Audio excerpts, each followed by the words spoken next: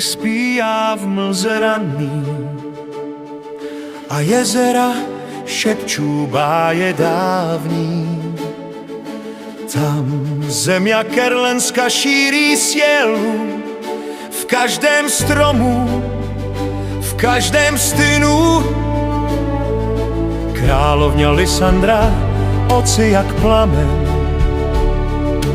nese meč práva, vládne bez klamen.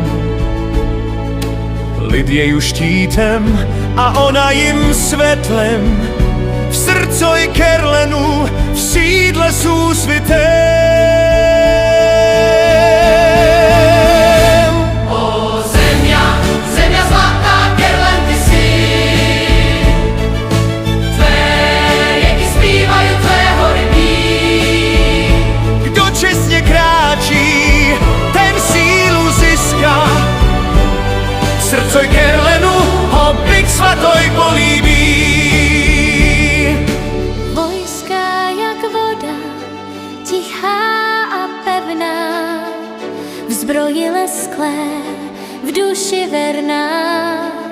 Na východ, na sever, na západ, na jih chrání tvůj klid. Za teba bojuje mladoj i staroj. Jezera znajú jména Bogu, v hlubinách spí dědictvo rodu.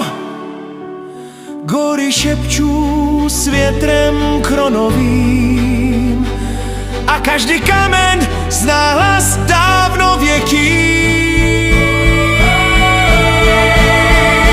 O zemia, zemia krásná i mocná. Kerlensko srdcok bije jako zvon.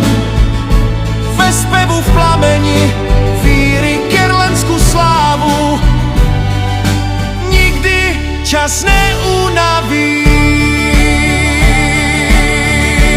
O zemia, zemia, zemia krásná i mocná. Kerlensko srdcok bije jako zvon.